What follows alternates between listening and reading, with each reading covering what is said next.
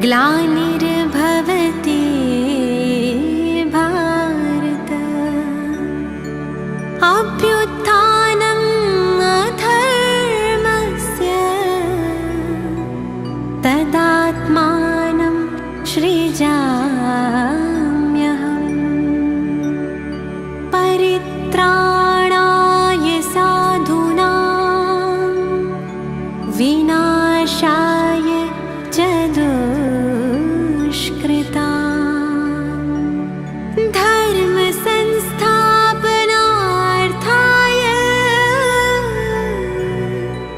सम्भवामि संगम युगे।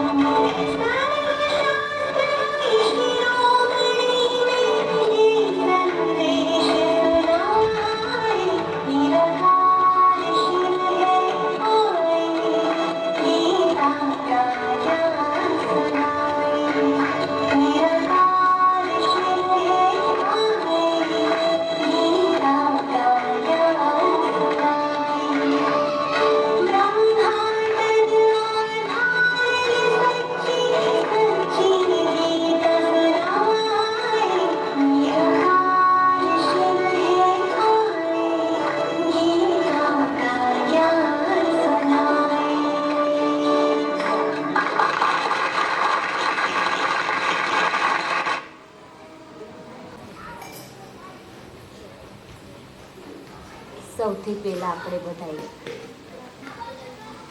1 મિનિટ સાયલેન્સમાં રહી અને જે અમદાવાદની અંદર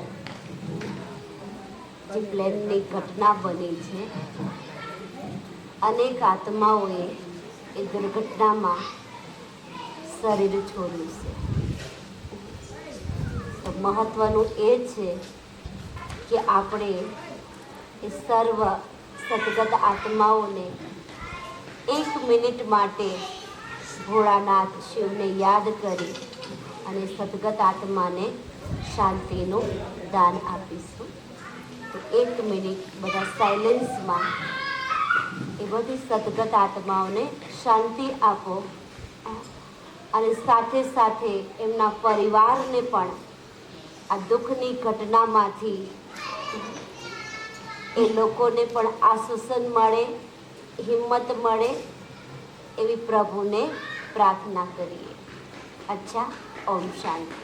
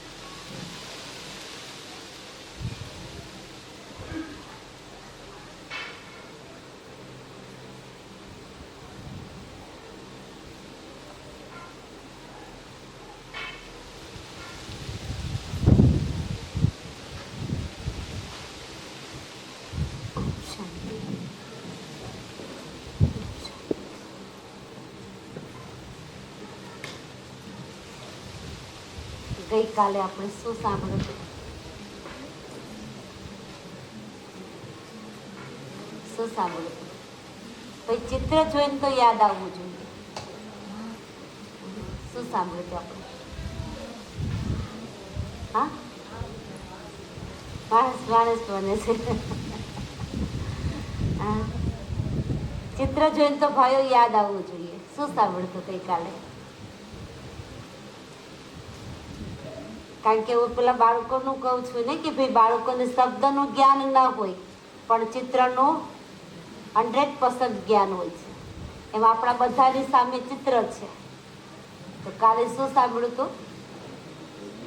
ભારતનું ઉત્થાન અને પતન દર્શાવતી 84 જન્મોની સીરી. એમાં કોણ કોણ હાજર હતા અને કોણ ગેરહાજર હતા કાલે? મારા ધ્યાનમાં તો હતા જ. હા, કોને કોને સાંભળ્યું છે? હાથ ઊંચો કરો જી. કાલે બધા હતા? થોડા માતાઓ અંદર નહોતા, બરાબર ને? તો કાલે વિશેષ આપણે 84 જન્મોની સીરી કે જે આપણે ગણતરી સાથે બતાવ્યું હતું કે ભાઈ મનુષ્ય આત્મા 184 જન્મ લે છે યા માત્ર 84? શું કહેશું? મનુષ્ય આત્મા 184 જન્મ લે છે યા 184? 184. ક્લિયર છે ને?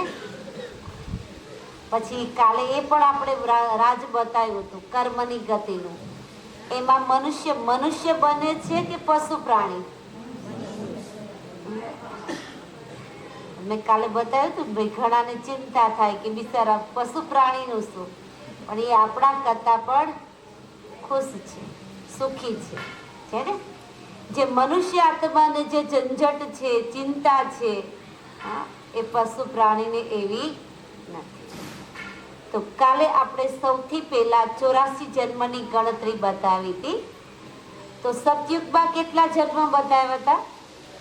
માતાઓ નહીં બોલે, થોડી વાર ભાઈઓ બોલશે, કે મને ખબર તો પડે ને કે હું 2 કલાક બોલ કરું છું તો બધા સાંભળે છે કે નથી સાંભળતા? હા નહીં, કળાની જન્મ કેટલા બતાવ્યા હતા? સતયુગમાં જન્મ કેટલા? 4. કેટલા? નહીં, એ તો જનસંખ્યા થઈ ગઈ. સતયુગમાં કૃષ્ણના જન્મ કેટલા બતાવ્યા હતા? 8 જન્મ. બરાબર. સતયુગમાં 8 જન્મ. ત્રેતામાં કેટલા? 12. હા, ત્રેતામાં 12 જન્મ. અને દ્વાપર યુગની અંદર 21. કેટલા થયા? 8 ને 12 20. 20 ને 21 41. કલયુગમાં 42. કેટલા થયા? 83. છેલ્લો જન્મ કયો? જે ગુપ્ત કલ્યાણકારી સંગમ યુગ, જે બ્રાહ્મણ જન્મ, એ આપણો લાસ્ટ જન્મ, નવો જન્મ. ત્યાર પછી સતયુગમાં કઈ અવસ્થા હતી? સતો પ્રધાન. ત્રેતા યુગમાં સતો સામાન્ય. દ્વાપર યુગમાં રજો પ્રધાન અને કલયુગમાં તમો પ્રધાન. વર્ણ કયા કયા હતા? સતયુગમાં દેવતા વર્ણ, ત્રેતામાં ક્ષત્રિય વર્ણ, દ્વાપરમાં વૈશ્ય વર્ણ અને કલયુગમાં શુદ્ર વર્ણ. અને અત્યારે આપણે કોણ છીએ? બ્રાહ્મણ વર્ણના. બરાબર. સતયુગમાં કળા કેટલી હતી? 16 કળા. ત્રેતા યુગમાં 14 કળા. દ્વાપર યુગમાં 8 કળા. કળયુગમાં 1 પણ કળા નથી. ન તાજ રહ્યો, ન પાઘડી રહી, ન ટોપી રહી, ન ઘૂંઘટ રહ્યો. કોઈ પ્રકારની મર્યાદા કલયુગમાં ન રહી. તો વાસ્તવમાં કાલે આપણે એ જ બતાવ્યું હતું કે સતયુગની અંદર દેવી દેવતાઓ ડબલ સ્થિર તાજધારી હતા. એક પવિત્રતાનો તાજ, બીજો રાજાય તાજ. દ્વાપરમાં સિંગલ તાજ આવી ગયો. કલયુગમાં 1 પણ તાજ ન હતો. તો એ આપણે ગઈકાલે ભારતનું ઉત્થાન અને પતન દર્શાવતી 84 જન્મની સીડી બતાવી કે આપણે બધાય માત્ર 84 જન્મ લઈએ છીએ. મિનિમમ 84 જન્મ, મેક્સિમમ 84 જન્મ, મિનિમમ 1 જન્મ. બધાના 84 પૂરા નથી, કારણ કે સતયુગની શરૂઆતથી જે આત્માઓ આવશે એના પૂરા 84 જન્મ. બાકી તો સ્ટેપ બાય સ્ટેપ આવશે તો જન્મ પણ ઓછા થતા જશે. તો સૌથી પહેલા આપણે ખુશીની કાલ એ વાત સાંભળી કે માત્ર 84 જન્મ લઈએ છીએ, 84 લાખ જન્મ નથી લેતા. કારણ કેમ નથી લેતા? કારણ કે આ પૃથ્વી ઉપર 84 લાખ યુનિ પણ નથી. તો ગણતરી કઈ રીતે કરવી છે ને? એ આપણી સાબિતી છે. ત્યારબાદ આપણે બતાવ્યું હતું કે મનુષ્ય મનુષ્ય બને છે કે પશુ પ્રાણી. તો હરેકની માન્યતા હોય છે કે ભાઈ કર્મની સજા ભોગવવા માટે મનુષ્ય પશુ યોનિમાં જવું પડે છે. પણ કાલે આપણે એક ખુલાસો બતાવ્યો કે મનુષ્ય મનુષ્ય યોનિમાં રહીને જ પોતાના કર્મની સજા ભોગવે છે, નક્કી પશુ યોનિમાં.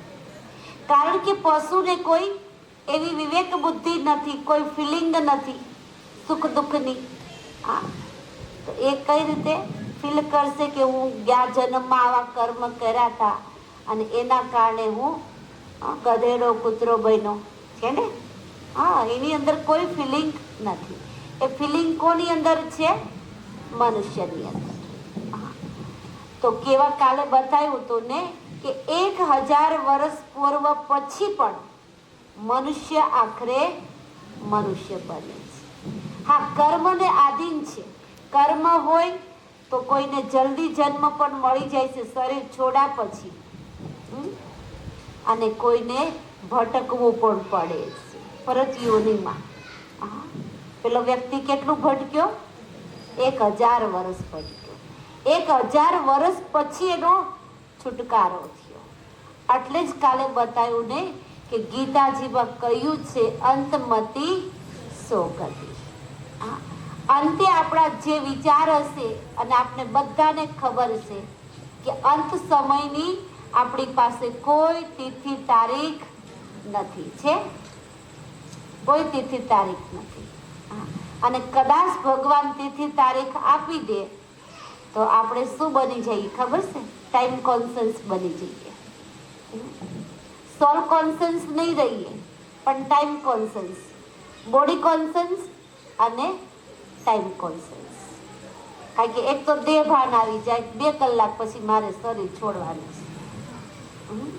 ઘણા એવું કે બેન ભગવાન પેલા બતાવી દેતા હોય તો, એટલે હું હસતી હોઉં કે કદાચ ભગવાન આપને બતાવી દે કે 5 કલાક કે 12 કલાક કે 1 દિવસ પછી તારે શરીર છોડવાનું છે, સાચું બોલજો. કે આપણે બધાને ભગવાન યાદ આવે, પુણ્યદાન કરીએ, સારા કર્મ કરીએ, કે ઘડિયાળ યાદ આવે? સાચું બોલો. આ દિલ ઉપર હાથ રાખીને બધા સાચું બોલા. શું યાદ આવે? તો સારું છે ને કે ઈશ્વર નથી બતાવતા. આ કદાચ ઈશ્વરને દયા આવી ગઈ અને બતાવી દીધું કે ભાઈ 5 કલાક પછી તારું મૃત્યુ છે. વારંવાર ઘડિયાળ દેખાશે, 1 કલાક ગઈ, 2 કલાક ગઈ, આ ધબકારા વધવા મળે. 5 કલાક પછી છોડવાનું હોય ને ત્યારે પૂરું 3 કલાકમાં પૂરું થઈ જાય. આ ધબકારા વધી જાય ને.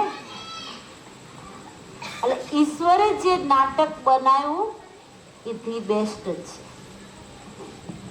ઘણા એવું પણ કહેતા હોય, અમે જ્યારે પૂછીએ ને કે પુનર્જન્મ એક વાસ્તવિક છે કે પુનર્જન્મ યાદ આવે સારું કે નહીં સારું? તો ઘણા એમ કે બેન પુનર્જન્મ યાદ આવે સારું. કોણ કોણ માને છે કે પુનર્જન્મ યાદ આવે સારું? હાથ ઊંચો કરો. કોઈ નથી કહેતા. ભાઈ પુનર્જન્મ યાદ આવે તો નહીં સારું? કે ભાઈ આપણે આગલા જન્મમાં કેવા પરિવારમાં હતા, ક્યાં ક્યાં હતા, કેમ નહીં સારું? એનું કારણ શું છે? કઈ બતાવશે? હા, રાઈટ છે ને કે કદાચ આપને પુનર્જન્મ, ચલો આપને ભગવાનને દયા આવી ગઈ, પુનર્જન્મ યાદ આવ્યો અને ગયા જન્મમાં આપણે ખૂબ શ્રીમંતના ઘરે હતા, ધન ધાન્યથી ભરપૂર હતું, જે મોં માંગ્યું બધું મળતું હતું, પણ કોઈ એવા સૂક્ષ્મમાં કિનકર્મ થઈ ગયા અને આપણે કોઈ એવા બીજા જન્મમાં એવા નીચા પરિવારમાં જન્મ લીધો કે ત્યાં ગોળ પણ ખાવા નથી મળતો. આગલા જન્મમાં તો બહુ ટેસ્ટી ખોરાક ખાધો હતો, સ્વાદ તો રહી ગયો હોય ને દાઢમાં. અને બીજા જન્મમાં ગોળ બી ન મળે તો શું થાય? અને પછી યાદ આવી ગયું કે સામેવાળા જ મારા માતા પિતા હતા, ફલાણી જગ્યાએ મેં જન્મ લીધો હતો, આટલો સુંદર પરિવાર હતો, એક્યુરેટ યાદ આવી ગયું. હવે કદાચ ત્યાં એને લઈ જાય, બતાવે છે ઘણી વાર ન્યૂઝમાં આપ બધાએ સાંભળ્યું બી હશે, ત્યાં લઈ જાય છે બી ખરા બાળકને, પણ જે અત્યારે વર્તમાન છે એ માત પિતા છોડવા તૈયાર નથી, અને જે પાસ્ટરના જે માત પિતા છે એ સ્વીકાર કરવા તૈયાર નથી. તો હાલત કેવી થઈ જાય? જ્યાં જવું છે ત્યાં કોઈ રાખતા નથી, અને જ્યાં રહેવું છે ત્યાં ગમતું નથી. બરાબર ને? હા. તો વાસ્તવમાં પુનર્જન્મ પણ યાદ આવે એ સારું નથી, કારણ કે દુઃખ તો પણ થશે. એટલે ઈશ્વરે જે નાટક બનાવ્યું છે ને એમાં રાજી રહ્યો અને ખુશ રહ્યો. બસ એમાં આપણી મત જરાય ચલાવીએ નહીં. ભાઈ આમ કેમ બનાવ્યું, ભગવાને આમ નહીં આમ કર્યું હોત તો.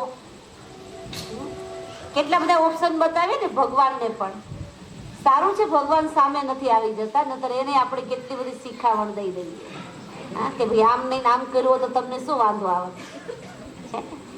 જે પણ બનાવ્યું છે આપણા બધા માનવ આત્મા માટે ખૂબ જ સારું છે. આ સૃષ્ટિનું નાટક ખૂબ સુંદર છે. આ સૃષ્ટિના નાટકમાં માનવ બનીને આવ્યા છીએ તો ભગવાનને યાદ કરો, સત્કર્મ કરો, બની શકે તો દુઆ કોઈની પ્રાપ્ત કરો, સુખ દો અર સુખ દો. એ આપણો ધર્મ છે, એ માનવ જીવન છે. બાકી તો પશુ પ્રાણી પણ જીવે જ છે ને. નાની એવી ચકલી પણ માળો બાંધે છે, બચ્ચાને જન્મ આપે છે, પાલન પોષણ કરે છે. તો આપણે માનવ બનીને શું કરીએ છીએ? બસ રાત પડી સૂઈ ગયા, સવાર પડ્યું પેલા ગાડાના બળદની જેમ લાગી ગયા, વળી રાત પડી સૂઈ ગયા. માનવ જીવન શું છે? બહુ સાર્થક છે. માનવ જીવનની અંદર ઈશ્વરે એટલી સુંદર વિવેક બુદ્ધિ આપી છે, તો આપણે એના દ્વારા કંઈક સત્કર્મ કરી દઈએ. સત્કર્મ કરીને પુણ્યની પૂંજી જમા કરી લઈએ, કારણ કે આપણા બધાની સાથે એ જ આવવાનું છે. ખબર તો છે ને બધાને? હા, ગમે તેટલું કઈ છુપાવીને રાખ્યું હશે ને, આ તો અંત સમયે આત્મા ત્યાં ભટકશે.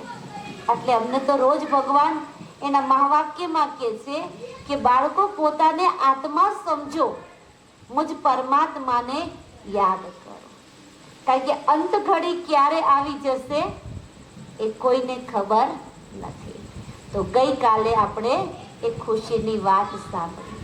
હવે કદાચ કોઈ પૂછે ને તો ખુશીની વાત સંભળાવજો કે ખાઈ પીને તમતા જલસા કરો, કારણ કે આપણે માણસ બનવાનું છે. પણ હા, કર્મ કરશો એવા. મેં કાલે કીધું ને કે પશુ યોનિમાં જવાની જરૂર નથી, પણ પશુ સંસ્કાર આવી જાય છે, એટલે એને આપણે ઉપનામ આપીએ છીએ. બરાબર? આજે આપણે સાંભળશું ગીતા જ્ઞાન, કારણ કે આપણે આપણી સંસ્કૃતિ અનુસાર આપણે બધા પુસ્તકો વાંચીએ છીએ, પણ સાથે સાથે હરેક ધર્મ અનુસાર જુઓ તો હરેક ધર્મની અંદર એના ધર્મ પુસ્તકને બતાવવામાં આવે છે. જેમ બતાવ્યું કે ઇબ્રાહિમ, જેને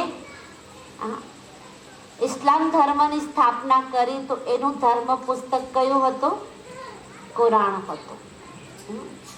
બૌદ્ધે બૌદ્ધ ધર્મની સ્થાપના કરી, તો એનું ધર્મ પુસ્તક કયું હતું? ધમ્પદ હતું. ક્રાઇસ્ટે ક્રિશ્ચિયન ધર્મની સ્થાપના કરી, તો એમનું ધર્મ પુસ્તક કયું હતું? બાઇબલ હતું. ગુરુ નાનકે કહેવાય છે શીખ ધર્મની સ્થાપના કરી, તો એનું ધર્મ પુસ્તક સુખમણી હતું. એ રીતે આપણા હિન્દુ ધર્મની સ્થાપના ક્યારે થઈ, કોને કરી, કયા સમયે થઈ, અને હિન્દુ ધર્મનું પુસ્તક કયું છે? બધા ધર્મવાળાને પોતાના ધર્મ પુસ્તકની નોલેજ છે, પણ આપણા હિન્દુ ધર્મનું મેઇન પુસ્તક કયું? કોઈને ખબર નથી. ઘણા કહી દેશે કે બેન 18 વેદ પુરાણ, કોઈ કે રામાયણ, કોઈ કે મહાભારત, ઘણા બધા પુસ્તકો બતાવશે. વાસ્તવમાં હિન્દુ ધર્મનું, સનાતન ધર્મનું મેઇન પુસ્તક છે સર્વશાસ્ત્ર શિરોમણી ગીતા. બાકી બધા કથા છે. એ વચ્ચેના લેસનમાં જ બતાવ્યું હતું, એને આપણે કથા કહીએ છીએ, પણ ગીતા પુસ્તકને આપણે જ્ઞાનની ઉપનામ આપીએ છીએ. ભાઈ ગીતા જ્ઞાન. શું કહીએ છીએ? ગીતા જ્ઞાન છે. આજે પણ આપણા હિન્દુ ધર્મની સંસ્કૃતિ છે કે કોઈ વ્યક્તિ શરીર છોડે, બીમાર હોય કે કોઈ પણ એવી ઘટના ઘટે તો શું કહેશે? ભાઈ ગીતા વાંચો, ગીતાથી મનને શાંતિ મળશે, આશ્વાસન મળશે. પણ કઈ ગીતા? કારણ કે આપ બધાને આશ્ચર્ય લાગશે કે આજે વિશ્વની અંદર, ભારતની અંદર ખાસ 7 પ્રકારની ગીતાઓ ફરી રહી છે, અને ગીતા માટે લોકોની ખૂબ ટીકા ટિપ્પણી ચાલી રહી છે. કદાચ આપને ખબર હોય યા ના હોય, અનેક ધર્મવાળા ગીતા ઉપર ખૂબ ટીકા ટિપ્પણી કરી રહ્યા છે, કારણ કે 7 પ્રકારની ગીતા છે. કોને કોને ખબર છે 7 પ્રકારની ગીતા?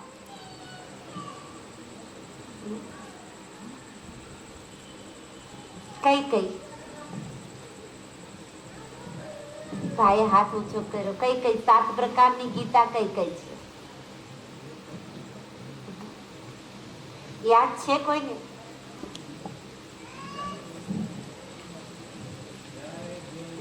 આ નથી, આ તો 84 જન્મની કહાનીનો છે.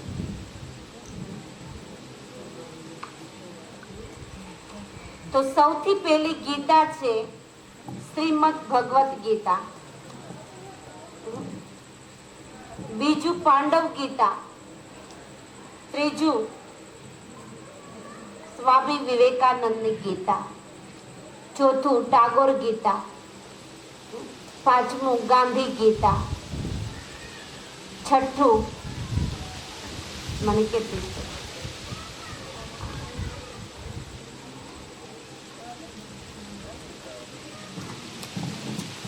તો 7 પ્રકારની ગીતામાં બતાવવામાં આવે છે. પેલી શ્રીમદ ભગવત ગીતા, પાંડવ ગીતા, ટાગોર ગીતા, સ્વામી વિવેકાનંદની ગીતા, અને સાથે સાથે અર્જુન ગીતા, અને છેલ્લી અષ્ટાવક્રની ગીતા.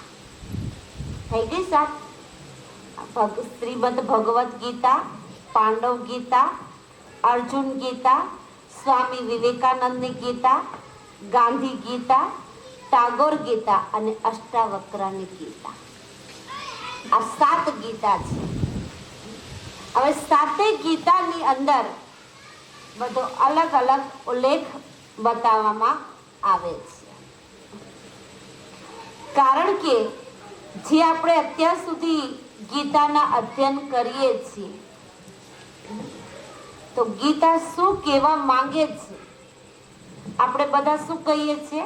બેન અમે રોજ 15મો અધ્યાય કરીએ છીએ, પણ ગીતાના એક એક શ્લોક શું કહેવા માંગે છે એને આપણે બિલકુલ અમલમાં લાવતા નથી. શું કહીએ એમાં? આપણી ભાષામાં તો શું કહીએ? ગીતા વાંચી નાખી, આ પુસ્તક વાંચી નાખ્યું, કેટલું ઇઝીલી.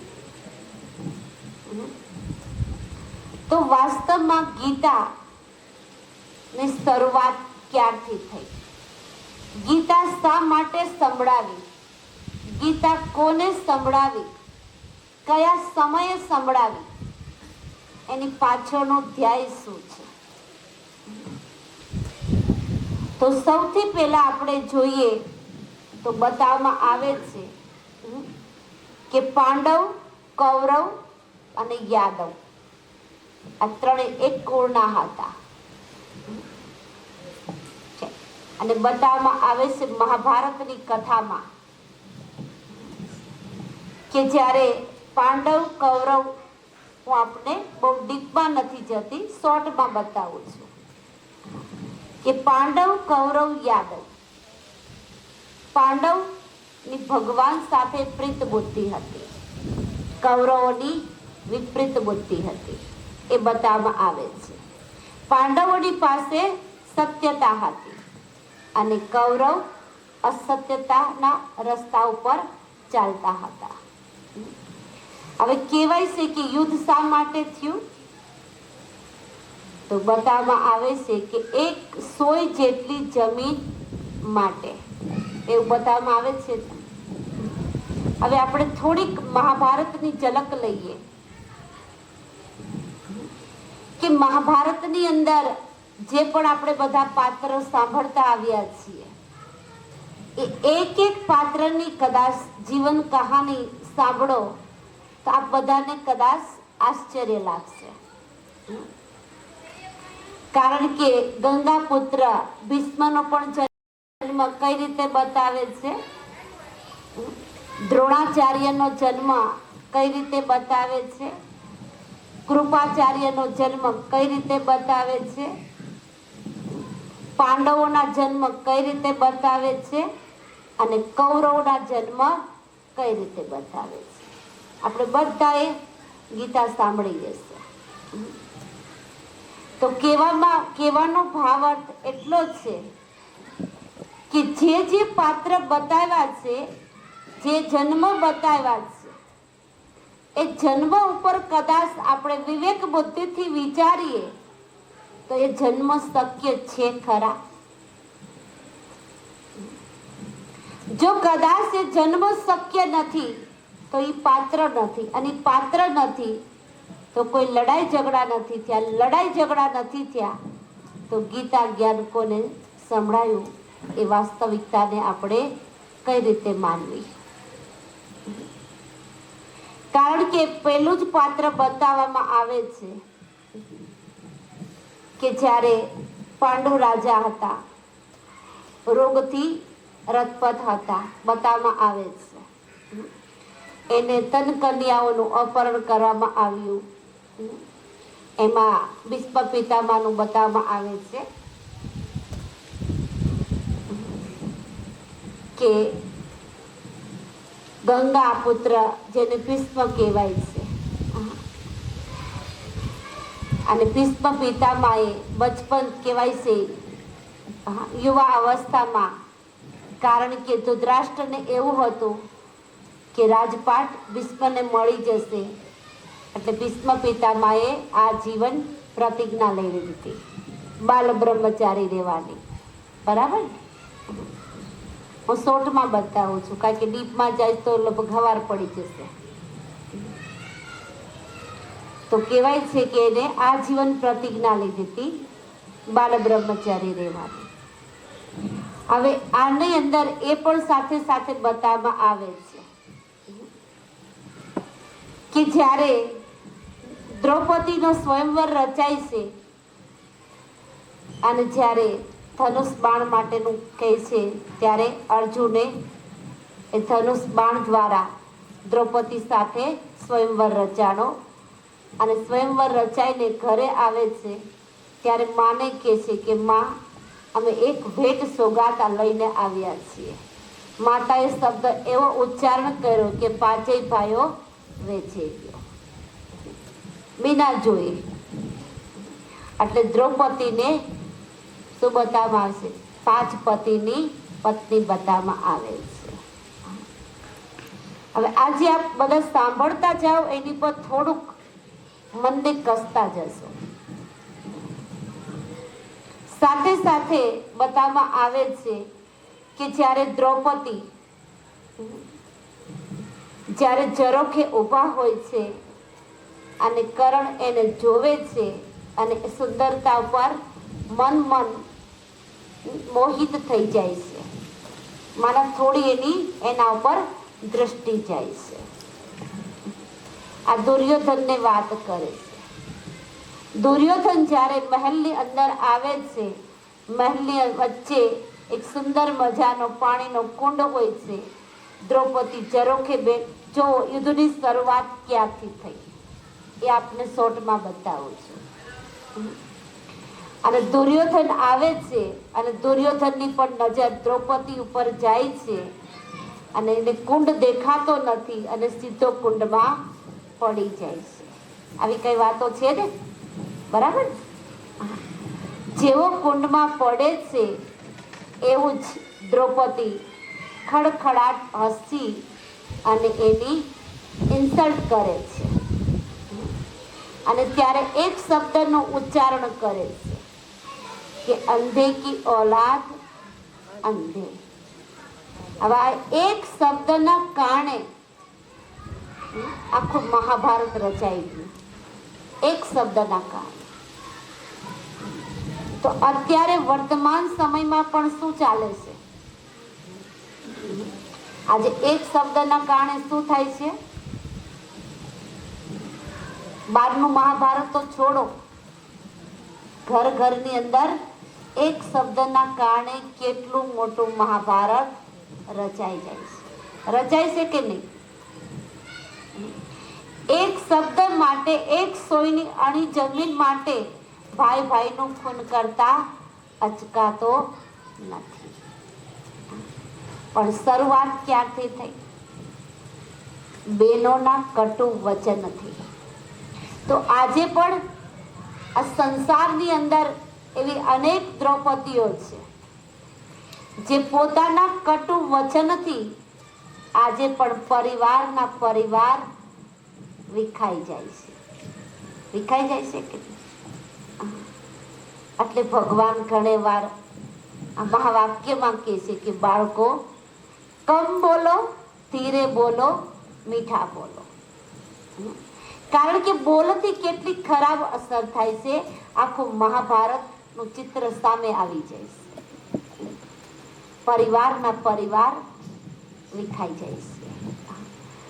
તો આ શબ્દને લઈને કહેવાય છે ચોખ્ઠું માંડ્યું હતું થોડા સમય પછી, અને એ ચોખ્ઠાની અંદર કહેવાય પાંડવો બધું સંપત્તિ સખી બધું હારી ગયા. છેલ્લે લાસ્ટમાં શું હારી ગયા? દ્રૌપદીને પણ દાવ ઉપર મૂકી દીધા.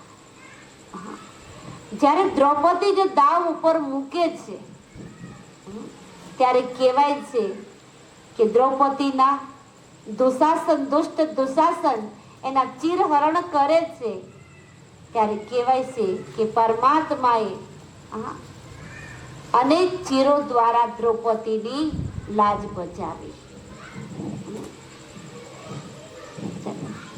તો કહેવાનો ભાવાર્થ શું છે કે આજે પણ સંસારની અંદર જો એ સમયે પણ પરમાત્માએ એ દ્રૌપદીની લાજ બચાવી હતી, તો આજે આ સંસારની અંદર પણ એવા અનેક દુશાસનો છે કે અનેક દ્રૌપદીઓની લાજ લૂંટી રહ્યા છે કે નહીં? આજે ઘરે ઘરે દુશાસન છે, ઘરે ઘરે દ્રૌપદી છે, ઘરે ઘરે દુર્યોધન છે. અને સૌ કૌરવના નામ કઈ રીતે પડ્યા એ પણ આપને બતાવું. હવે આ રીતે કહેવાય છે દ્રૌપદીને હારી ગયા, ચીરહરણ થયા અને ભગવાને એની લાજ બચાવી. તો વિચાર કરો કે જ્યારે ભરી સભાની અંદર દ્રૌપદીના ચીરહરણ થાય છે ત્યારે ખાલી માત્ર દુર્યોધન, દુશાસન કે 5 પાંડવ નહોતા. ભરી સભાની અંદર ભીષ્મ પિતામહ, દ્રોણાચાર્ય, કૃપાચાર્ય બધા વડીલો, ધૃતરાષ્ટ્ર રાજા પણ હતા, બધા રાજ્યો હતા. અને બધા વડીલોની વચ્ચે આ કૃત્ય બની રહ્યું છે ત્યારે કોઈ પણ વડીલ એને બચાવવા માટે સક્ષમ નથી. કહેવાય છે કે 5 સમર્થ પતિ હોવા છતાં એના પતિ પણ એને બચાવવા માટે સક્ષમ નથી, ના કોઈ વડીલ બચાવવા માટે સક્ષમ. ત્યારે બચાવ્યું કોને? તો કહેવાય છે પરમાત્માએ. મના લૌકિકમાં કૃષ્ણને બતાવે છે. તો આજના સમયમાં પણ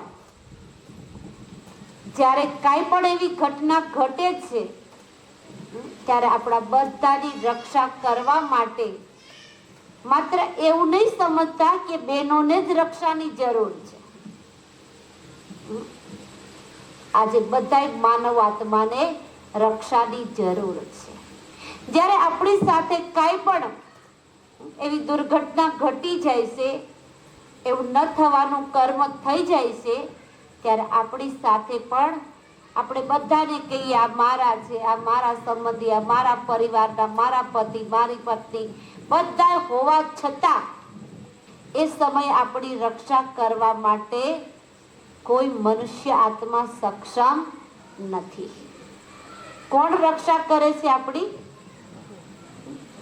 પરમાત્મા. કહીએ છીએ ને, ગમે તેટલા હોય છતાં આપણે શું કહીએ? ભગવાન તો મારી રક્ષા કરે છે. તો કહેવાનો ભાવ કે સૌથી પહેલા જે જન્મ બતાવ્યા ને એ જન્મ સિદ્ધ કરે છે કે ભાઈ પાંડવોના જન્મ વરદાન થકી બતાવ્યા. એ રીતે 100 કૌરવના જન્મ કઈ રીતે બતાવ્યા એનો આપણે હું ખુલાસો કરું કે પાંડવોના જન્મ વરદાન થકી દ્રોણાચાર્યનો જન્મ કમંડળમાંથી બતાવે છે, અને કૌરવના જન્મ કહેવાય છે કે જે રીતે માતા કુંતાએ તપસ્યા કરી, ઋષિવરની સેવા કરી, ઋષિવરે વરદાન આપ્યું અને એ વરદાન થકી 5 પાંડવોનો જન્મ થયો. એ રીતે ગાંધારીને પણ ઈચ્છા થઈ પુત્ર પ્રાપ્તિની, તો એને પણ એક ઋષિવરની ખૂબ સેવા કરી દિલથી અને એને પણ ઋષિવરે વરદાન આપ્યું. પણ કહેવાય છે 10 મહિના થયા, પ્રસ્તુતિ ન થઈ એટલે ગાંધારી કંટાળી ગઈ અને પોતે પોતાની પેટ ઉપર કટાર મારવા જાય છે. ત્યાં ઋષિવર પ્રસન્ન થાય છે અને કહે છે કે તમે શું કરી રહ્યા છો? મારા વરદાનને તમે નાશ કરી રહ્યા છો. તો કે શું કરું? તો કહેવાય છે કે એ માંસનો ટુકડો હોય છે, અને માંસના ટુકડાને કહે છે, ઋષિવર કહે છે કે આ ટુકડાની ઉપર તમે 100 ઘાક લગાવો. 100 ટુકડા કર્યા. કહેવાય છે કે 99 ટુકડા અને એક નાનો એવો બીજો ટુકડો, એટલે કહેવાય 100 કૌરવ અને 1 પુત્રી હતી. અને કહેવાય છે 100 ઘીના ઘડા મંગાવે છે. આ કહાની મહાભારતમાં છે. 100 ઘીના ઘડા મંગાવે છે અને એ 100 ઘીના ઘડાની અંદર એક માંસનો ટુકડો નાખી દેશે અને ઢાંકીને પછી કહેશે કે આને 1 વર્ષ પછી ખોલજો. આમાંથી 100 પુત્ર અને 1 પુત્રી પ્રાપ્ત થશે. આ શક્ય છે ખરા? આ શક્ય છે? ઘીના ઘડામાં માંસનો ટુકડો નાખવાથી પુત્ર પ્રાપ્તિ થાય ખરા? અને એ પણ જુઓ કે 100 કૌરવના નામ દુ ઉપર છે. દુ માના દુષ્ટ, દુ માના ગંદુ, દુર્યોધન, દુશાસન, બેનનું નામ દુર્શીલા. બધા 100 ના દુ ઉપર નામ છે. તો સૌથી પહેલા જન્મ જ આ રીતે શક્ય નથી. છે શક્ય? તો જન્મ શક્ય નથી તો યુદ્ધ કઈ રીતે થયું હશે? અને યુદ્ધ નહીં થયું હોય તો ગીતાનું જ્ઞાન કઈ રીતે સંભળાયું હશે? જે વાસ્તવિકતા હતી ને એનો આખો ઉલટો રૂપ બતાવી દીધો. કાલે જ આપણે સાંભળ્યું ને કે ભાઈ આ શેઠ અજમેર ગયા, એની બદલે આ શેઠ મર ગયા. આપણા હિન્દુ ધર્મની અંદર જે વાસ્તવિકતા છે, જે ધર્મની પાછળનું આખું રાજ છે, એને આપણે બધાએ ઉડાડી નાખ્યું. એટલે કહેવાય છે કે સાપ ગયા અને લીસોટા રહી ગયા. એનું આધ્યાત્મિક રહસ્ય શું છે? કોણ પાંડવ, કોણ કૌરવ, કોણ યાદવ, કઈ દ્રૌપદી, કયું યુદ્ધનું મેદાન, ક્યારે ગીતા સંભળાવી, એનો આખો ભાવ અર્થને લોકોએ સ્થૂળમાં એક રૂપાંતર બતાવી દીધું. જેમ મેં કાલે જ બતાવ્યું હતું કે નજીક રહેવા વાળા કદાચ જીવન ચરિત્ર લખે, જીવન કહાની, તો એમાં કંઈક 50% કે 75% સાચું હોય, પણ ક્યારેક મળવા વાળા લખે તો એમાં 25% સાચું હોય. ક્યાંકથી સાવ બહુ ક્યારેક મળવા વાળા લખે તો એમાં 10% સાચું ન હોય. એ રીતે ગીતાને લોકોએ ખંડિત કરી નાખી. અને ગીતા એ આપણું મેઇન શાસ્ત્ર છે. સનાતન ધર્મનું શાસ્ત્ર હોય તો આપણી ગીતા છે, જેનું નામ આપ્યું સર્વશાસ્ત્ર શિરોમણી ગીતા. અને ગીતાના પુસ્તકની અંદર પહેલું ટાઇટલ છે શ્રીમદ ભગવાન યુવાચ. શું લખ્યું છે? શ્રીમદ ભગવાન યુવાચ. ભગવાન કયા એ કોઈ ઉલ્લેખ એમાં ઉપરના પન્નામાં નથી. શ્રી કૃષ્ણ ભગવાન યુવાચ નથી, માત્ર ભગવાન યુવાચ છે. એ પછી બતાવું. તો એ રીતે કૌરવના બધાના જન્મ બતાવ્યા અને પછી કહેવાય છે દ્રૌપદીના આ ચિર ભગવાને પૂર્યા અને પછી પાંડવો 11 વાસ ગયા. આ બધી આખી કહાનીમાં બતાવવામાં આવે છે. અને પછી જ્યારે કહેવામાં આવે છે યુદ્ધની વાત કે ભાઈ યુદ્ધ થયું, તો યુદ્ધ કઈ જગ્યાએ થયું? તો કહેવાય છે કુરુક્ષેત્રના મેદાનમાં. હવે કુરુક્ષેત્રનું મેદાન અત્યારે હરિયાણાની બાજુમાં આવ્યું. અને યુદ્ધમાં શું શું હતું તો એ પણ ઉલ્લેખ બતાવ્યો છે. અક્ષોણી સેના, જે એના માટેનું થોડુંક રૂપાંતર આપને બતાવું કે જ્યારે યુદ્ધ થવાનું હતું ત્યારે વાસુકી દેવ શ્રી કૃષ્ણ નંદન એને પૂછવામાં આવ્યું, તો એને 2 વરદાન આપ્યા હતા કે ભાઈ હું અત્યારે સૂઈ જાઉં છું અને જેવું સવારમાં મારી સામે હશે એને પહેલું વરદાન આપીશ. આવી કંઈક કથા છે. ત્યારે કહેવાય છે કે મામા શકુનીએ દુર્યોધનને કાન ભંભેણી કરી અને કીધું હતું કે સૌથી પહેલા તો વરદાન માંગી લે છે. હવે કહેવાય છે કે જ્યારે વરદાન લેવાનું હતું તો દુર્યોધન પહેલા પહોંચી ગયો અને દુર્યોધન બેઠો કૃષ્ણના માથાની બાજુમાં. પછી અર્જુન આવ્યા, અર્જુન બેઠા પગ પાસે. આવું કંઈક છે ને, બરાબર? તો કહેવાય છે કે દેવકી નંદન શ્રી કૃષ્ણની જેવી આંખ ખુલતા જ પેલી નજર ક્યાં જાય? પગની સામે જાય ને. તો સૌથી પહેલા એને અર્જુનને જોયા અને પછી દુર્યોધનને. પણ દુર્યોધનનો સ્વભાવ કેવો હતો? વાદ વિવાદ હતો. એને કીધું પેલા હું આવ્યો હતો, પેલા વરદાન મને જ મળવું જોઈએ. વસુદેવ કૃષ્ણએ કીધું કે તથા અસ્તુ. એને કીધું વરદાન આપ માંગો. ત્યારે એને મામા શકુનીએ કાન ભંભેણી કરી હતી. અને આજે બી એવા અનેક મામા શકુની ખૂબ જ છે આ દુનિયાની અંદર કે અનેક ઘરોને વિખરી રહ્યા છે. તો કહેવાય છે કે સૌથી પહેલું વરદાન માંગ્યું અક્ષોણી, 18 અક્ષોણી સેના. શ્રી કૃષ્ણએ કીધું તથા અસ્તુ. અર્જુનને પૂછ્યું તો અર્જુને શું કીધું કે મને આપ જોઈએ, મારા સારથી બનો. પણ ત્યારે કૃષ્ણએ એક શરત મૂકી હતી કે હું જે તરફ રહીશ, મારી એક શરત છે, હું યુદ્ધ કરીશ નહીં.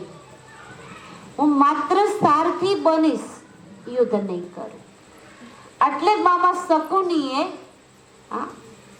દુર્યોધનને શીખવાડ્યું હતું કે દેવકી નંદન જો હારે આવે અને યુદ્ધ ન કરતી હું કામનો, એની કરતા તો 18 અક્ષોણી સેનાને માંગી લે છે.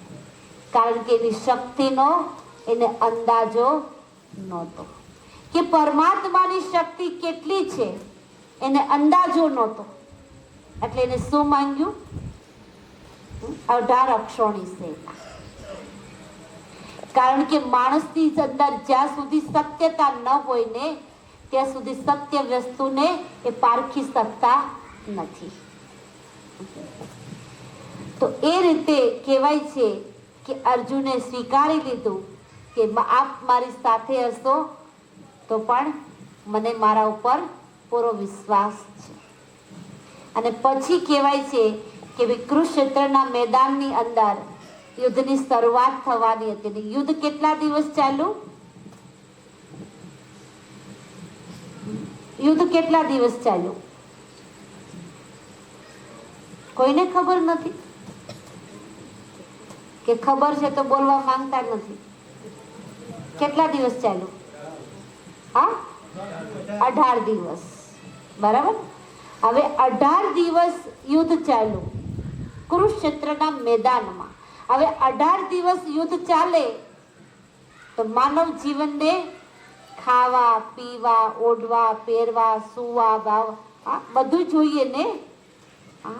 અને યુદ્ધ માટે તો એટલા સાધનો પણ જોઈએ, હથિયાર પણ એટલા જોઈએ, રથ પણ એટલા જોઈએ, ઘોડા પણ એટલા જોઈએ ને. અને 18 અક્ષોણી સેના હતી, એના માટે પણ એટલું રહેવા માટે જગ્યા જોઈએ.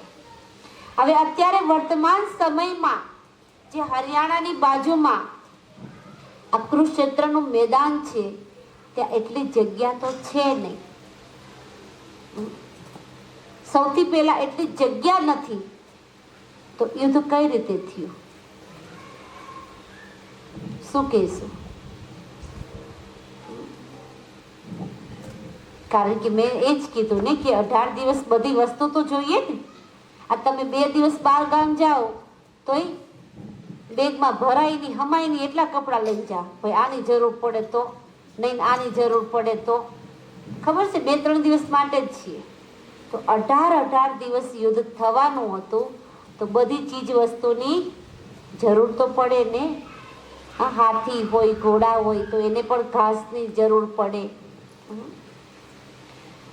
તો કહેવાનો ભાવાર્થ એ છે કે કુરુક્ષેત્રનું મેદાન નહીં પણ અત્યારે વર્તમાન સમયમાં આ કલયુગના અંતમાં, કારણ કે ભગવાને ગીતાજીમાં ઉલ્લેખ છે કે યુદ્ધ શા માટે? તો કહેવાય છે કે યદા યદા હિ ધર્મસ્ય ગ્લાનિ ભવતિ ભારતમ, કે જ્યારે સૃષ્ટિ પર ધર્મની ગ્લાનિ થાય છે, ધર્મ ભ્રષ્ટ કર્મ ભ્રષ્ટ બની જાય છે, ધર્મ અધર્મનું સ્થાન લઈ લે છે, ચારો તરફ પાપાચાર દુરાચાર વાપી જાય છે, ઘરે ઘરે ગ્રહ યુદ્ધ પણ ચાલુ થઈ જાય છે, ઘરે ઘરે મહાભારત ચાલુ થઈ જાય છે. અને ત્યારે જ આપણા બધાની એક પોકાર છે પરમાત્મા માટે કે હે પરમાત્મા, આ વિપરીત સમયમાંથી અમને બધાને બચાવો. તો અત્યારે વર્તમાન સમય એ ખાલી કથા છે, પણ કથાનું અસલી રૂપાંતર અહીંયા સમાયેલું છે વર્તમાન સમયમાં. કે વર્તમાન સમયમાં અત્યારે જોવો તો પાંડવ જેવી આત્માઓ પણ છે.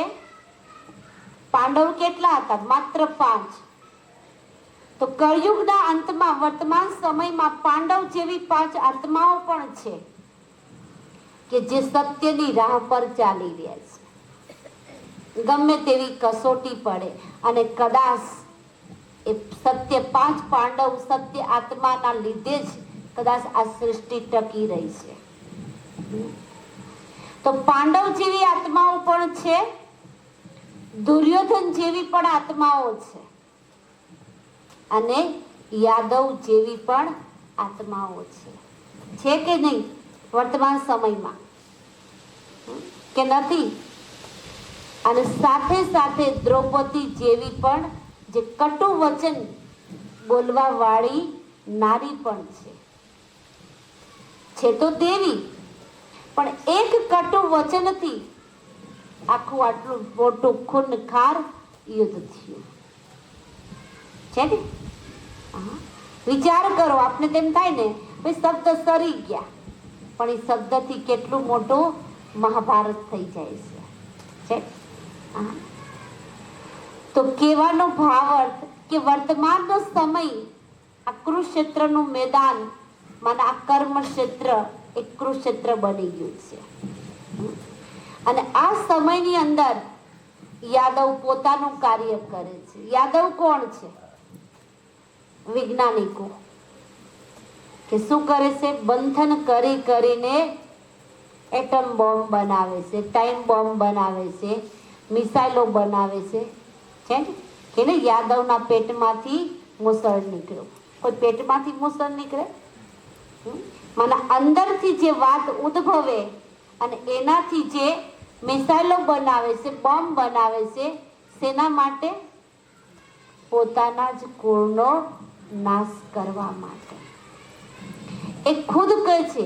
એકવાર આ સાયન્ટિસ્ટોને અમારા દાદીએ બહુ મોટું ફંક્શન હતું અમેરિકાની અંદર, અને એને પૂછવામાં આવ્યું કે આપ શા માટે આ બધા સાધન બનાવો છો?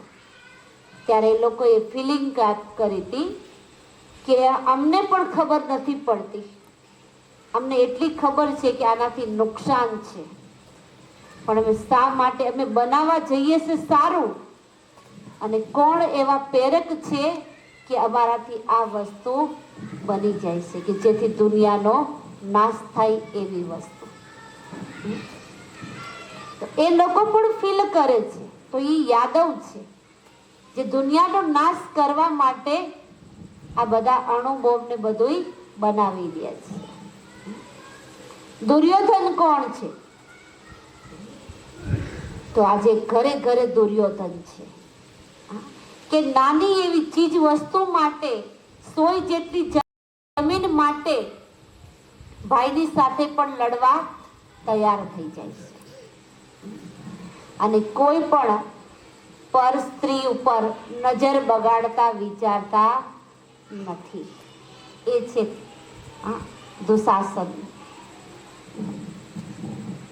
કે એના માટે એની નજર જ એવી છે કે હરેક કોઈ પણ સ્ત્રીને જોવે છે તો ત્યારે એની વિકૃતિઓ દ્વારા એ ભાન ભૂલી જાય છે અને અનેક દ્રૌપદીઓના ચીરહરણ કરવા માટે એ તૈયાર થઈ જાય છે.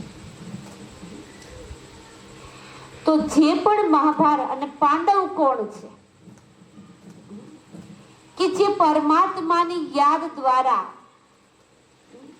જે સત્યની રાહ પર ચાલી રહ્યા છે, જે સત્ય કર્મ કરે છે, શ્રેષ્ઠ વિચાર શ્રેણી છે, એ છે ભગવાન સાથે જેની પ્રીત બુદ્ધિ છે, એ છે પાંડવ.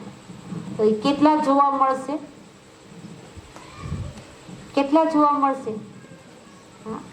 આખા વિશ્વમાં ચક્કર લગાવો, 5 જેટલા જોવા મળશે. અને જેના કારણે આજ પણ આ સૃષ્ટિ ટકી રહી છે. તો વર્તમાન સમય એ મહાભારતનો સમય છે.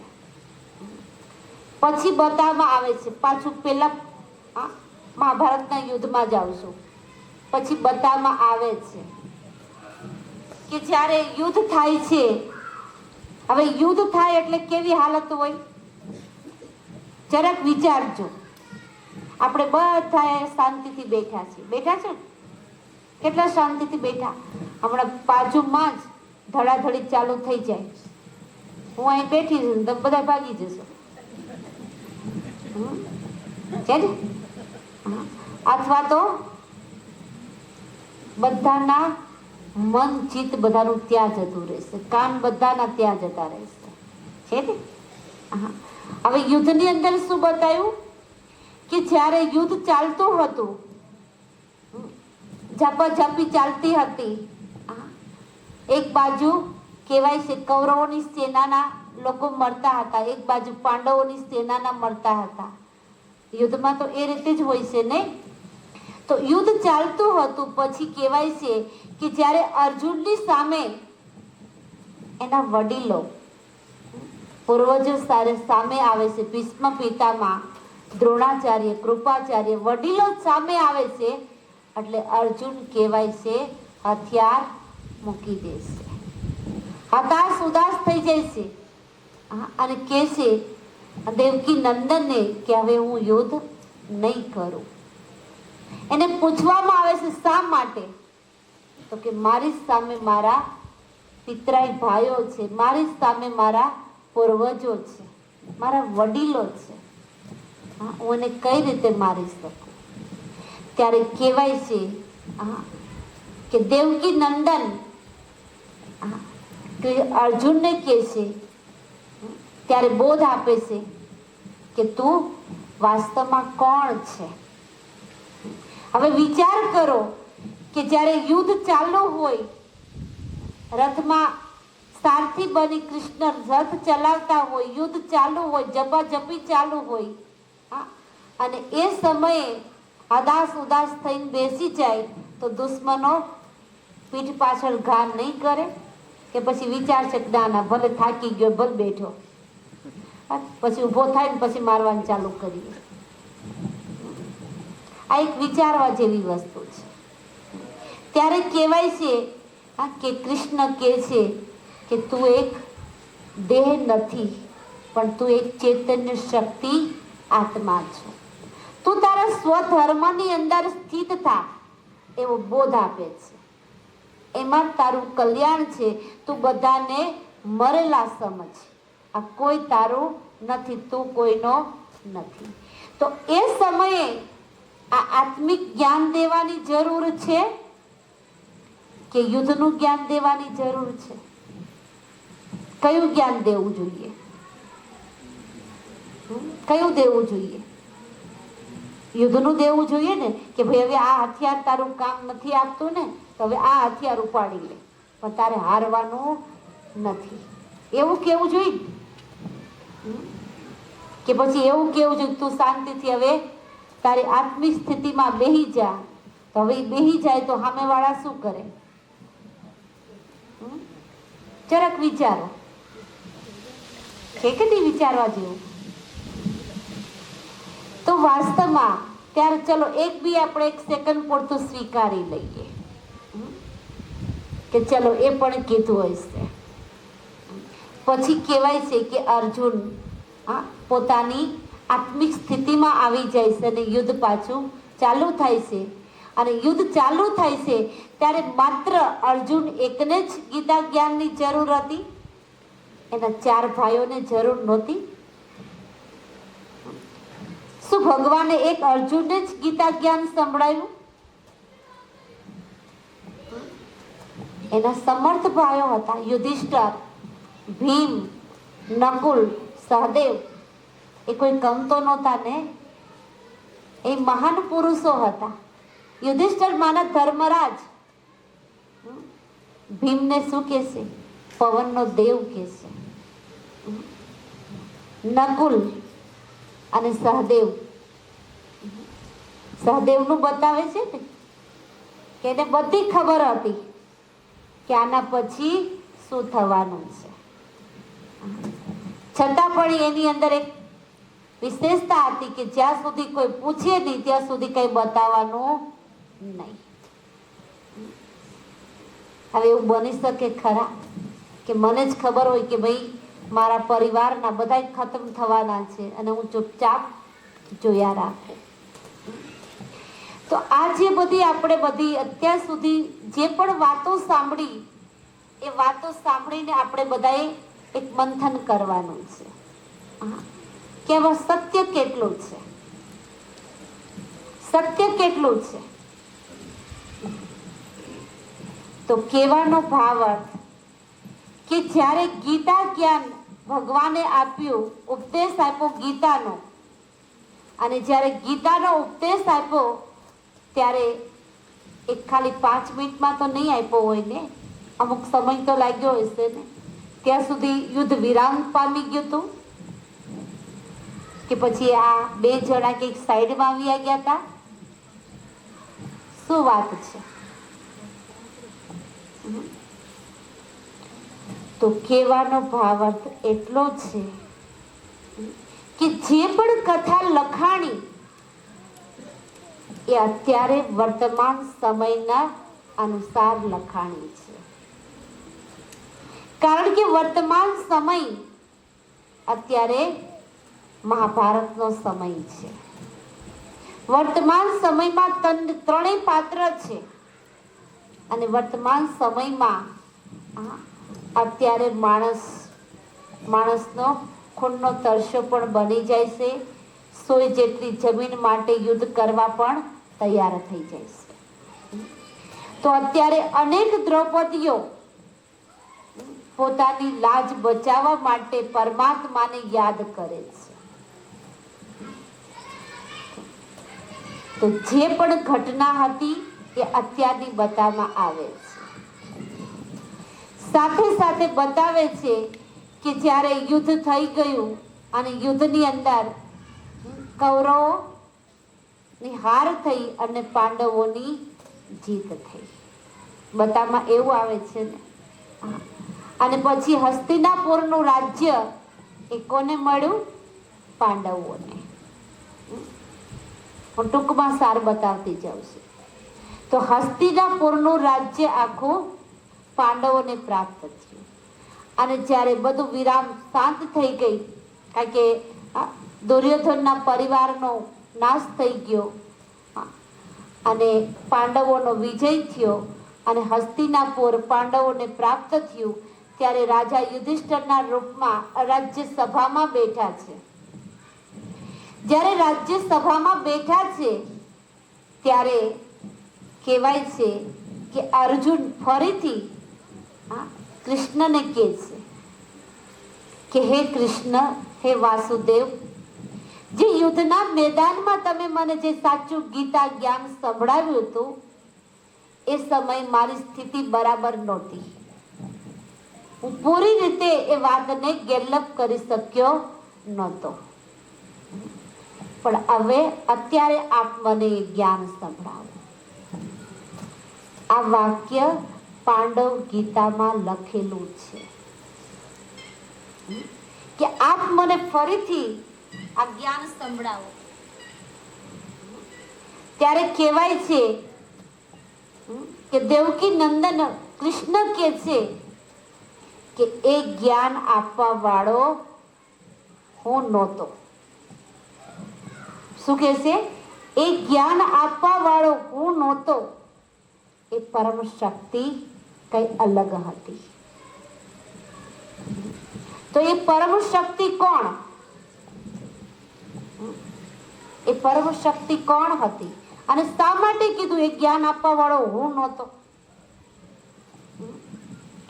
તો હવે આપણે જઈએ ગીતાના શબ્દ ઉપર કે ગીતાની અંદર જે પરમાત્માએ પોતે પોતાનો પરિચય આપ્યો છે અને એ પરિચય નિરંજન નિરાકારને લાગુ પડે છે યા વાસુદેવ કૃષ્ણને લાગુ પડે છે? કારણ કે આપણે આ 3-4 દિવસના લેસનમાં પરમાત્માની મહિમા પણ સાંભળી હતી. પરમાત્માનું નામ, રૂપ, ગુણ, ધામ, કર્તવ્ય પણ સાંભળ્યું હતું. સાથે સાથે આપણે પરમ દિવસે કૃષ્ણની મહિમા પણ સાંભળી છે ને. કૃષ્ણનો જન્મ કઈ રીતે લાલન પાલન, કઈ રીતે એનો સ્વયંવર અને કઈ રીતે એનું મહિમા છે એ આપણે બધુંય 3-4 દિવસના લેસનમાં સાંભળ્યું કે પરમાત્મા અને શ્રી કૃષ્ણમાં બંનેમાં શું તફાવત છે. પરમાત્મા કોને કહેવાય અને દેવ આત્મા કોને કહેવાય એ પણ મેં ચોથા દિવસના લેસનમાં બતાવ્યું હતું. કારણ કે પરમાત્માના પરિચયમાં મેં બતાવ્યું હતું કે પરમાત્મા નિરંજન નિરાકાર છે. પરમાત્મા બિંદી સ્વરૂપ છે. પરમાત્માનું નામ શિવ છે. રૂપ જ્યોતિ સ્વરૂપ છે. ગુણોના સાગર છે. પરમધામ નિવાસી છે. અને પરમાત્માનું કર્તવ્ય આ સૃષ્ટિ ઉપર પતિતોને પાવન બનાવવા. અને પરમાત્માની મહિમામાં આપણે ગાયું હતું કે પરમાત્મા જ્ઞાનના સાગર, ગુણોના સાગર છે, પ્રેમના સાગર છે, આનંદના સાગર છે, શાંતિના સાગર છે. તો આપણે કૃષ્ણની જ્યારે મહિમા બતાવી, આ સ્વર્ગનું વર્ણન સાંભળ્યું હતું ને પરમ દિવસે, તો કૃષ્ણની મહિમા શું હતી? કૃષ્ણનો જન્મ પણ બતાવ્યો, કૃષ્ણના માતા પિતા પણ બતાવ્યા, કૃષ્ણનું લાલન પાલન પણ બતાવ્યું, કૃષ્ણનું સ્વયંવર થયા તો નારાયણ નામ પડ્યું એ પણ બતાવ્યું, ગાદીએ બેઠા તો એનું નામ ચેન્જ થયું ચતુર્ભુજ વિષ્ણુ એ પણ બતાવ્યું. કૃષ્ણના કહેવાય છે ગુણો બતાવ્યા કે કૃષ્ણ કોણ હતા, દેવતાઓના ગુણો કે આપ સર્વગુણ સંપન્ન, સોલે કળા સંપૂર્ણ નિર્વિકારી, મર્યાદા પુરુષોત્તમ, અહિંસા પરમો ધર્મ. તો બંનેમાં કેટલો તફાવત છે? તો વાસ્તવમાં કહેવાનો ભાવાર્થ એ છે કે ગીતા, હવે આપણે ગીતા ઉપર જશું કે ગીતાજીની અંદર ભગવાને ખુદ પોતે જ પોતાનો પરિચય આપ્યો છે અને એ પરિચય કોને લાગુ પડે છે એ આપ બધા જવાબ આપો.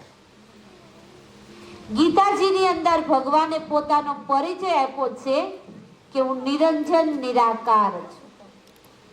કૃષ્ણ કહી શકશે કે હું નિરાકાર છું? કૃષ્ણનું તો રૂપ છે ને, અને કેવું રૂપ છે? મોહિની રૂપ છે. કૃષ્ણને જોતા જ આપણે બધાય મોહિત થઈ જઈએ છીએ, કારણ કે આકર્ષણ વાળો છે ને.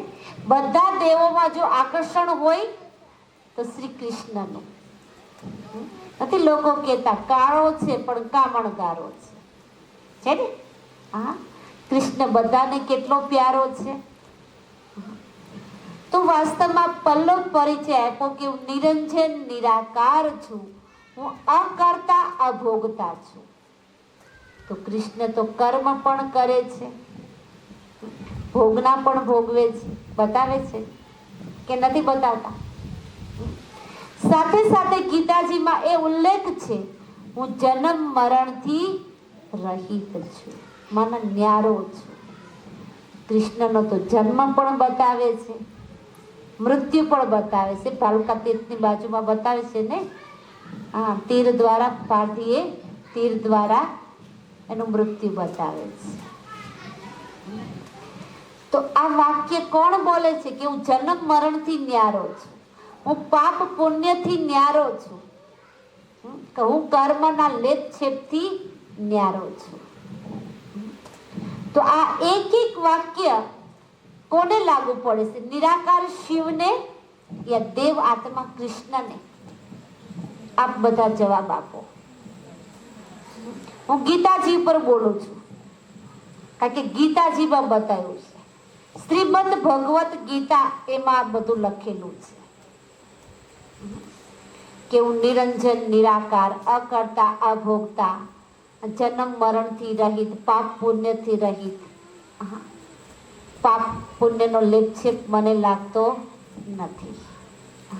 હવે આપ બધા બતાવો કે આ વાક્ય કોને લાગુ પડે છે? બધાય નિરાકાર શિવને.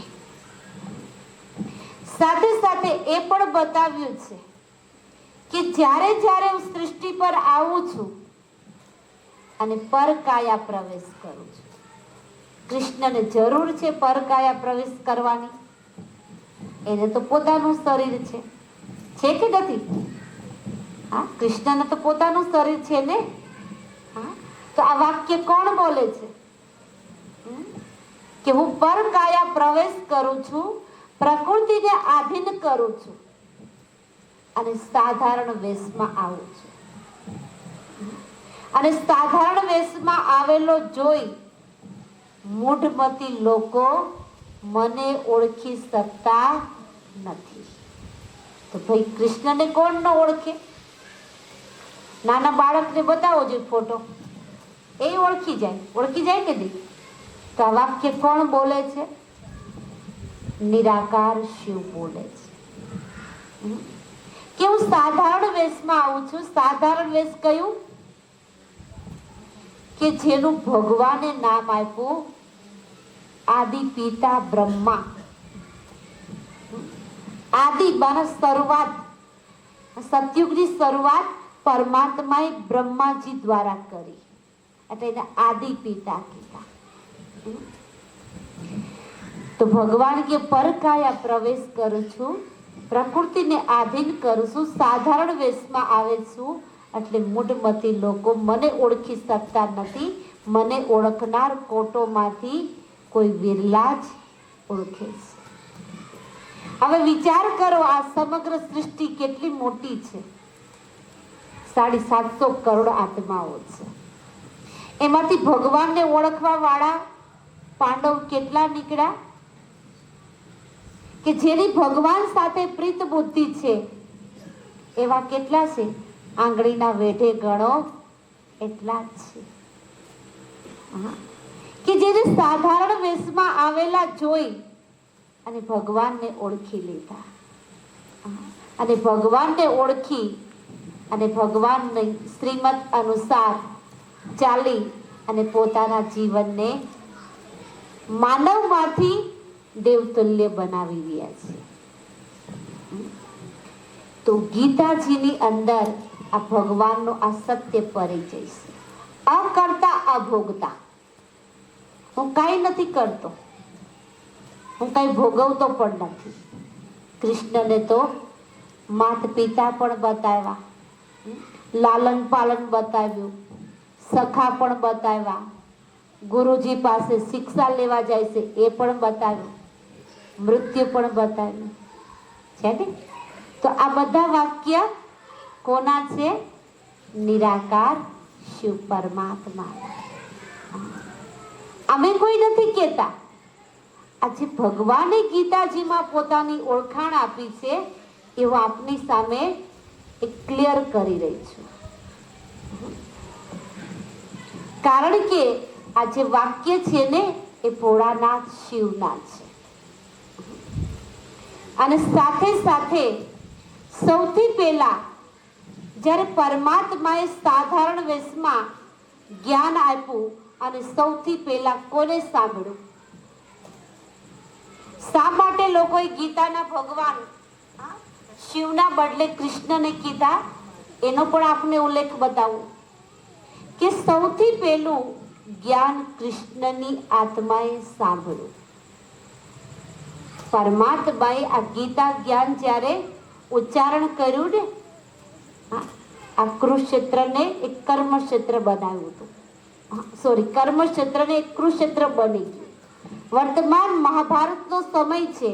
ઘરે ઘરે મહાભારત છે, ઘરે ઘરે દુર્યોધન છે, ઘરે ઘરે દ્રૌપદીના ચીરહરણ થાય છે. ત્યારે અનેક દ્રૌપદીઓ ભગવાનને પોકારે છે અને એ જ પોકાર સાંભળી અને ભગવાન આ ધરા પર આવી ચૂક્યા છે. અને ભગવાન પોતે જ અર્જુન માના કોણ, જેને અત્યાર સુધી અરજ કરી કે હે ભગવાન, અમને આ દુઃખમાંથી હવે તું છોડાય, આ પાપાકાર નરકાકાર દુનિયામાંથી તું અમને છોડાવ. એને કહેવાય અર્જુન. અરજ કરનારને અર્જુન કહેવાય. તો અત્યારે અનેક માનવ આત્મા જ્યારે દુઃખી થઈ જાય છે ત્યારે આપણે બધા કોને પોકારીએ છીએ? કોની સામે અરજ કરીએ છીએ? પરમાત્માની સામે. ઊંચી નજર કરીને કરો છો ને, હે ભગવાન, હવે આ દુનિયાનું કાંક જલ્દી પૂર્ણાવતી લાય. હા, એવી બધી ઘટનાઓ સાંભળીએ તો શું કહેવા લાગીએ છીએ? હવે જલ્દી દુનિયા પૂરું થાય તો સારું. કયો છો કે નથી કહેતા?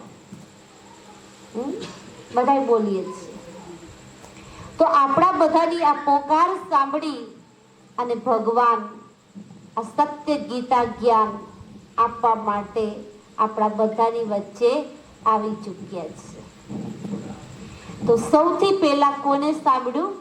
કૃષ્ણની આત્મા, કે જેનું લાસ્ટ જન્મમાં 84 જન્મની અંદર લાસ્ટ જન્મમાં જેનું નામ પરમાત્માએ આપ્યું પ્રજાપિતા બ્રહ્મા, જેને આદિદેવ બ્રહ્મા પણ કહેવામાં આવે છે. આદિનાથ આદિ પિતા પણ કહેવાય છે. એને આદમ પણ કહેવાય છે અને એવું પણ કહેવાય છે. ક્રિશ્ચન લોકો એને એવું કહે છે, મોમેડિયન લોકો એને આદમના રૂપમાં યાદ કરે છે, જેને આપણે આદિ પિતા બ્રહ્મા કહીએ છીએ. કારણ કે બ્રહ્માએ સંકલ્પ દ્વારા સૃષ્ટિની રચના રચી, એટલે બ્રહ્માને ભાગ્ય વિધાતા પણ કહેવાય છે. હા, બાળક જન્મે ને છઠ્ઠીના દિવસે શું કરે?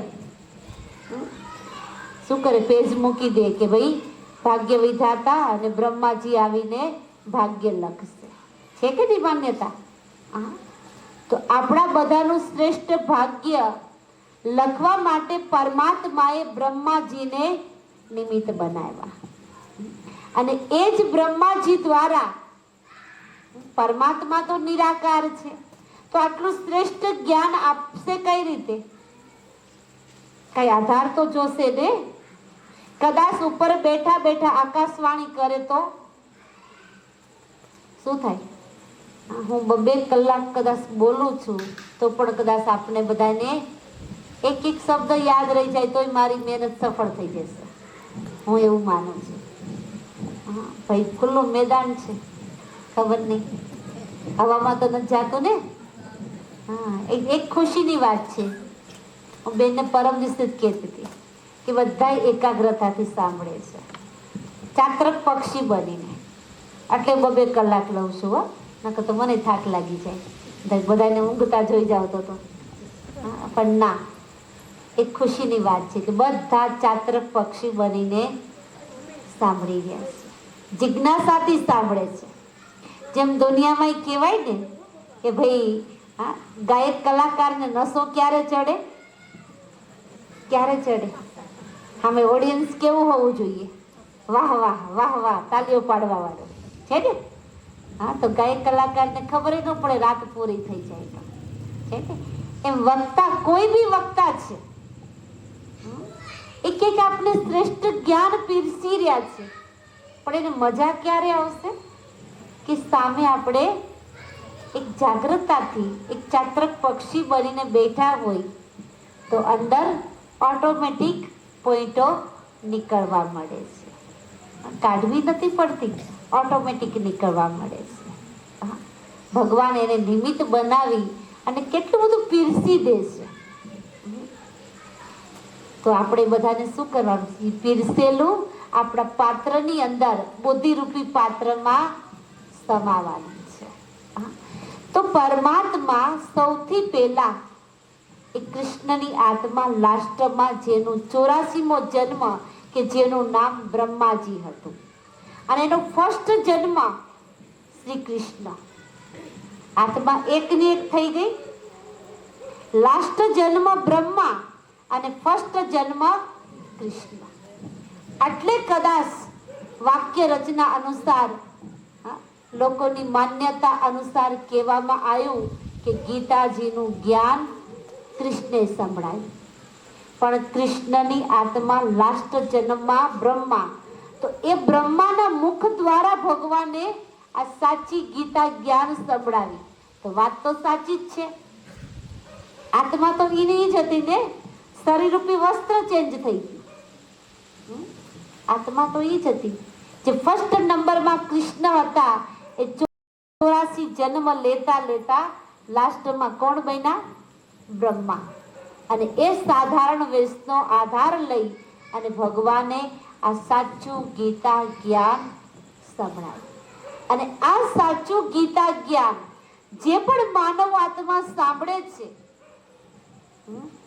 એ પોતાના જીવનનું પરિવર્તન કરે છે અને માનવમાંથી દેવતુલ્ય બને છે.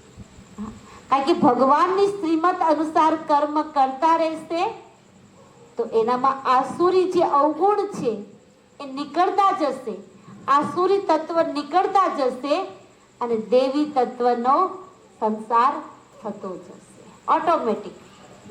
જેમ એક કહેવાય છે દ્રષ્ટાંતના રૂપમાં કે આપણી સામે એક ગંદા પાણીનો હોજ ભરેલો છે પણ ચોખ્ખા પાણીનો ધોધ ઉપર ચાલુ કરી દો તો શું થાય?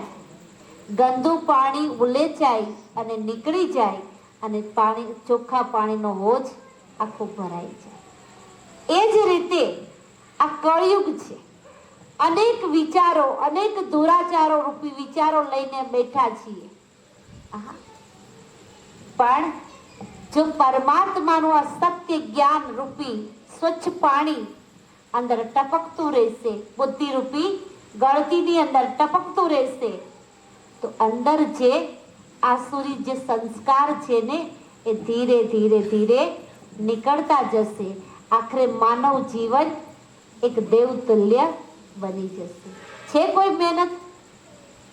છે કોઈ મહેનત? કોઈ મહેનત નથી. ખાલી ભગવાન જ્ઞાન સંભળાવે છે, સાંભળતા જાઓ, સાંભળતા જાઓ. આ અંદર ગંદુ પાણી ઉલેચાઈને બહાર નીકળતું જશે. એક દિવસ ઘડો ચોખ્ખા પાણીનો ભરાઈ જશે. તો કહેવાનો ભાવાર્થ એટલો છે કે પરમાત્માએ શ્રી કૃષ્ણનો લાસ્ટ જન્મ જે સાધારણ બ્રહ્માજી એના જ દ્વારા પરમાત્માએ આ સાચું ગીતા જ્ઞાન સંભળાવ્યું. માત્ર ચિત્રમાં ફરક પડી. સાધારણ વેચતા બદલે લોકોએ કૃષ્ણનું રૂપ બતાવી દીધું. હવે કદાચ કૃષ્ણ જ્ઞાન સંભળાવવા આવે ગીતાજીનું તો આપણે બધા જ્ઞાન સાંભળીએ કે પછી કૃષ્ણના દર્શન જ કરવા લાગીએ? કારણ કે મોહિની છે ને, પેલા તો આપણે ભેટી જ પડીએ. સૌથી પહેલા તો માતાઓ તો આગો જવા જ ન દે છે ને. એટલે ભગવાને કૃષ્ણની આત્મા દ્વારા જ્ઞાન સંભળાયું. વાત સાચી છે પણ ડ્રેસ બંનેના ચેન્જ થઈ ગયા હતા. જ્ઞાન સંભળાવતી વખતે સાધારણ ડ્રેસ હતો અને રાજ્ય કરવા માટે ઓરિજિનલ કૃષ્ણનો ડ્રેસ. તો આજે સૌથી પહેલા પરમાત્માએ આપણી સામે આ વાતને ક્લિયર કરી છે કે ગીતા જ્ઞાનદાતા કોણ છે? શિવ પરમાત્મા યા વાસુદેવ દેવકી નંદન કૃષ્ણ કોણ છે? આ વાત સાંભળ્યા પછી મેં આખો ખુલાસો કર્યો. શા માટે કૃષ્ણને બતાવ્યો એ પણ ખુલાસો કર્યો. તો હવે આપણે શું કહેશું કે ગીતાના ભગવાન કોણ છે? કારણ કે ગીતામાં ભગવાને જ પોતાની ઓળખાણ આપી છે. જો અમે કઈ ચેન્જ નથી કર્યું એટલે ક્યારે એમ ન થાય ભાઈ આ લોકો તેની રીતે ચેન્જ કરી નાખ્યું. કારણ કે ગીતા વાંચીએ છીએ પણ એનો મિનિંગ અત્યાર સુધી સમજતા નથી. એનો ભાવ અર્થ આપણે સમજતા નથી. ખાલી ગીતા વાંચી નાખીએ, અધ્યય કરી નાખ્યો, બસ પૂરું થઈ ગયું છે ને. તો ગીતાના ભગવાન શિવ પરમાત્મા છે, નકી દેવ આત્મા શ્રી કૃષ્ણ. કારણ કે ગીતાનું જ્ઞાન સાંભળીને જ કૃષ્ણ ફર્સ્ટ નંબરનો રાજકુમાર બને છે એ ગીતાના જ્ઞાન દ્વારા. એટલે ગીતા આપણા બધાની માય બાપ બની ગઈ. ગીતા કોણ છે? આપણી માં બની ગઈ. એટલે આજે પણ આપણા કોર્ટની અંદર પણ ગીતા પુસ્તક રાખવામાં આવે છે કે છે ને કે ભાઈ સાચું છે ખોટું છે આની પર હાથ રાખીને કસમ ખાઓ.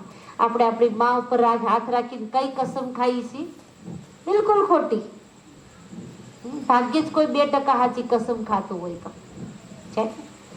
અને ગીતાનું મેં કીધું ને 7 પ્રકારની ગીતા છે અને કહેવાય છે કે ગીતાની અંદર પણ આજે લોકોએ ગીતાને ખંડિત એટલા માટે બતાવી છે કારણ કે ગીતામાં પણ લોકોએ પોતાની મતો જોડી દીધી છે. જે શ્રીમદ ભગવાનની હતી એની બદલે શ્રીમદ માત્ર 5% રહી અને અંદર બાકીની 99% લોકોએ પોતાની મતાંતર મિક્સ કરી દીધી છે. એટલે ગીતાને ખંડન કરવામાં આવી છે, ગીતાને ખંડિત કરી નાખી છે. બાકી આપણા હિન્દુ ધર્મનું, સનાતન ધર્મનું મેઇન પુસ્તક હોય તો શ્રીમદ ભગવદ ગીતા છે. પણ કઈ ગીતા? શિવ પરમાત્માએ જે આપણે 7 દિવસથી સાંભળીએ છીએ, જે પરમાત્માએ બ્રહ્મા મુખ દ્વારાથી જે ઉચ્ચારણ કરેલી એ ગીતાનું મહત્વ છે. બાકી તો બધી ગીતામાં લોકોએ પોતપોતાની મતો મિક્સ કરી નાખીને ગીતાને આખી ખંડન કરી દીધી છે. તો આજે ગીતાજીનું એટલું મહત્વ છે એનું મને એક સુંદર નાની એક કહાની યાદ આવે છે કે એકવાર સ્વામી વિવેકાનંદ જ્યારે ધર્મ સભા ભરાવાની હતી અને ધર્મ સભાની અંદર એલાન કર્યું હતું કે પોતપોતાના ધર્મ પુસ્તક લઈને બધા આવો અને આ ટેબલ ઉપર રાખવાનું છે. ત્યારે સૌથી પહેલા સ્વામી વિવેકાનંદ, જેને કહાની સાંભળી છે એને ખબર હશે, ગીતા પુસ્તક બિલકુલ નાનું, બાકીના તો બધા પુસ્તકો છે ને, બધા મોટા મોટા વેદ શાસ્ત્ર, 18 પુરાણ બધાય. તો સૌથી પહેલા સ્વામી વિવેકાનંદ આવી અને ગીતાનું પુસ્તક સ્ટોલ ઉપર રાખી દીધું. પછી બધા જે ધર્મ પિતાઓ આવતા ગયા અને એ પુસ્તકની ઉપર મૂકતા ગયા.